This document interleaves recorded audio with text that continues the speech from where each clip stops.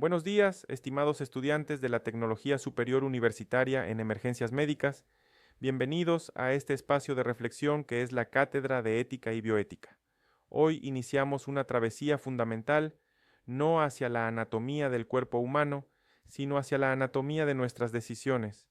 Sé que muchos de ustedes están aquí porque sienten la adrenalina de la sirena, la urgencia de salvar vidas con sus manos, de colocar un torniquete o manejar un desfibrilador, y quizás se pregunten por qué debemos detenernos a mirar hacia atrás, hacia la historia y la filosofía.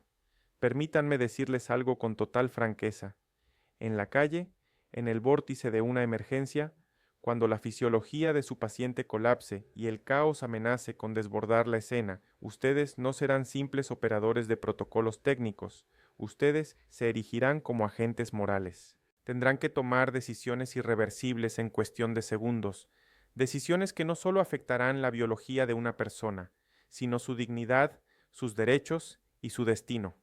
Por eso, este contenido sobre la historia de la bioética no es una colección estéril de fechas y nombres muertos, es la genealogía de las herramientas que ustedes usarán para no perder el rumbo cuando la situación sea crítica. Para entender dónde estamos parados hoy en el Sistema Nacional de Salud ecuatoriano, es imperativo rastrear las raíces de la ética médica, entender cómo se rompió el modelo antiguo y cómo nacieron los derechos que hoy defendemos. Vamos a empezar este viaje hace mucho tiempo, en la Grecia antigua, para entender el modelo que gobernó la medicina durante 25 siglos. Imaginen al médico de la antigüedad e incluso al médico de pueblo de hace unos 70 años aquí en Ecuador.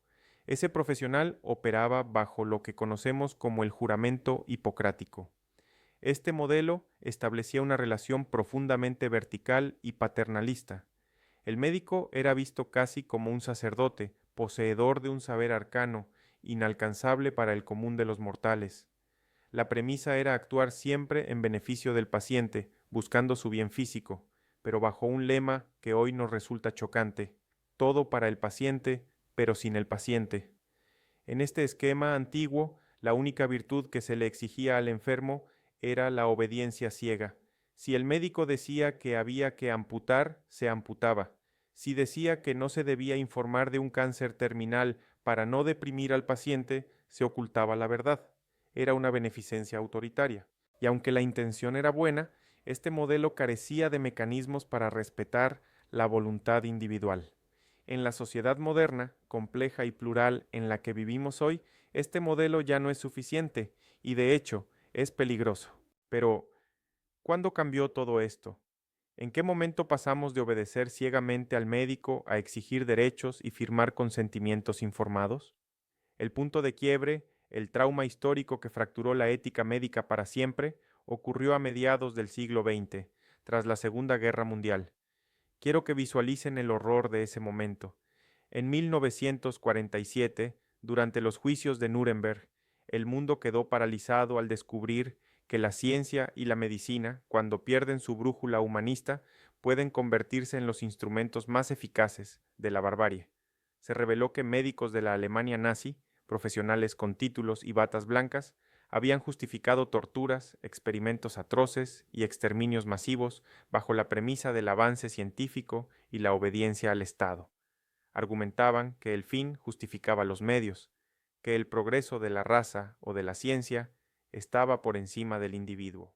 La respuesta de la humanidad a este abismo moral fue el Código de Nuremberg. Este documento es sagrado para nosotros porque estableció el primer pilar de la ética moderna. El consentimiento voluntario del sujeto humano es absolutamente esencial. Aquí nace la autonomía. Fue una revolución conceptual que impacta directamente en lo que ustedes hacen en la ambulancia. A partir de ese momento, el cuerpo del herido dejó de ser un objeto de intervención para convertirse en un sujeto de derechos. Nadie, escúchenme bien, nadie, ni siquiera con la mejor intención de salvar una vida, puede intervenir sobre otro ser humano sin su permiso, salvo en estados de necesidad extrema donde la conciencia está abolida. Este fue el nacimiento de la autonomía como un contrapeso necesario al poder médico que hasta entonces había sido absoluto. Ahora bien, el término bioética como tal es más reciente.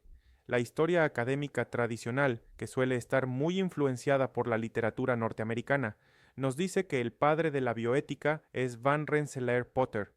Potter era un oncólogo estadounidense que, en 1970 y 1971, escribió obras fundamentales donde propuso esta nueva disciplina. Él veía con preocupación cómo la tecnología avanzaba a pasos agigantados, mientras que nuestra sabiduría moral se quedaba estancada. Potter definió la bioética como un puente hacia el futuro, una disciplina que debía conectar las ciencias biológicas, el saber técnico, con las humanidades y los valores éticos. Pero ojo, la visión de Potter no era solo clínica. Él estaba profundamente preocupado por la supervivencia de la especie humana en el planeta. Su visión era ecológica, una bioética global enfocada en la armonía con la biosfera. Sin embargo, y esto es fascinante, la investigación histórica reciente ha rescatado a otra figura, un visionario que se adelantó décadas a su tiempo, Fritz Jahr. Este teólogo y educador alemán ya había usado el término bioethik en 1927. Jahr planteó algo que resuena poderosamente con nuestra realidad andina actual. Él formuló el imperativo bioético, expandiendo la idea de Kant diciendo: respeta a todo ser viviente por principio, como un fin en sí mismo, y trátalo, si es posible, como a un igual. ¿Por qué es importante esto para nosotros en Ecuador? Porque esta doble raíz, la de Potter y la de Jahr, conecta perfectamente con nuestra Constitución de 2008, que reconoce derechos a la naturaleza. La bioética que ustedes van a practicar no es solo clínica, de poner vías y entablillar, es social y es ambiental. Mientras Potter miraba hacia la ecología y el futuro del planeta, en la Universidad de Georgetown, en Washington, se estaba gestando otra corriente que institucionalizaría la bioética tal como la aplicamos en los hospitales. En 1971 se fundó el Instituto Kennedy de Ética, y el enfoque aquí fue mucho más pragmático, orientado a resolver los dilemas que surgían en la práctica clínica diaria: el aborto, la eutanasia, los trasplantes de órganos y la definición de la muerte. De este entorno intelectual surgió otro documento vital, el Informe Belmont de 1978. Este informe nació como respuesta a otro escándalo ético terrible, el estudio de Tuskegee, donde se dejó progresar la sífilis en afroamericanos pobres sin tratamiento solo para observar el curso natural de la enfermedad, incluso cuando ya existía la penicilina. Una monstruosidad ética. El informe Belmont cristalizó los principios que hoy constituyen el lenguaje universal de la bioética, lo que llamamos el principialismo. Estos son los 4 puntos cardinales que deben guiar su brújula moral en cada guardia. Primero, la autonomía, el respeto a la capacidad de decisión de las personas, a sus valores y creencias. Segundo, la beneficencia, la obligación positiva de actuar para el bien del otro. Tercero, la no maleficencia, el antiguo primum non nocere hipocrático. Primero, no hacer daño, evitar lesionar al paciente con nuestra ignorancia o imprudencia. Y cuarto, la justicia, la equidad en la distribución de los recursos, que en su caso puede significar decidir a quién enviamos la única ambulancia disponible o cómo clasificamos a las víctimas en un accidente masivo. Este marco del principialismo se exportó a todo el mundo y es la base de la enseñanza en ciencias de la salud. Pero quiero que reflexionen sobre cómo esto aterriza en su realidad. Ustedes no están en un aula de Georgetown, están en las calles de Quito, Guayaquil, Cuenca o en zonas rurales de Manabí. La aplicación de estos principios tiene matices. Por ejemplo, la autonomía. En un hospital, con tiempo y calma, es fácil respetar la autonomía, pero en la calle, con un paciente politraumatizado, en shock, con dolor intenso o bajo efectos del alcohol, esa autonomía está comprometida. Ustedes deben ser expertos en evaluar rápidamente si ese paciente tiene la capacidad para tomar decisiones. Si un paciente ebrio les dice que no quiere ser atendido a pesar de tener una herida grave, su autonomía está nublada por la intoxicación. Ahí entra el principio de beneficencia y el deber de protección. Hablemos también de la no maleficencia en el contexto prehospitalario. No se trata solo de no cortar mal o no administrar el medicamento equivocado. Se trata también de evitar el segundo hit, el segundo golpe. El primer golpe fue el accidente, el segundo no puede ser un trato rudo, una exposición innecesaria de su intimidad ante los curiosos con celulares o una falta de empatía. Y la justicia, estimados estudiantes, es lo que guía al EQ 911. ¿Por qué la ambulancia va al paro cardíaco y no a la fractura de dedo? No es porque el del paro pague más, es porque su necesidad es mayor. Romper ese protocolo para favorecer a un amigo, a un político o a quien grita más fuerte es una falta ética grave contra la justicia distributiva. Es fundamental que comprendan que la historia de la bioética es la historia de cómo la humanidad ha intentado poner límites al poder para proteger la dignidad. Desde el paternalismo antiguo que trataba al paciente como un niño, pasamos por el horror de la Segunda Guerra Mundial que nos enseñó que la ciencia sin conciencia es destrucción, hasta llegar a los movimientos de derechos civiles que exigieron autonomía y justicia. Ustedes son herederos de esta historia. Cuando se pongan su uniforme, llevan sobre sus hombros el peso de Nuremberg, de Belmont y de la tradición humanitaria. En el contexto ecuatoriano, esta historia universal se entrelaza con nuestras propias luchas. La bioética no llegó a Ecuador al mismo tiempo que a Estados Unidos.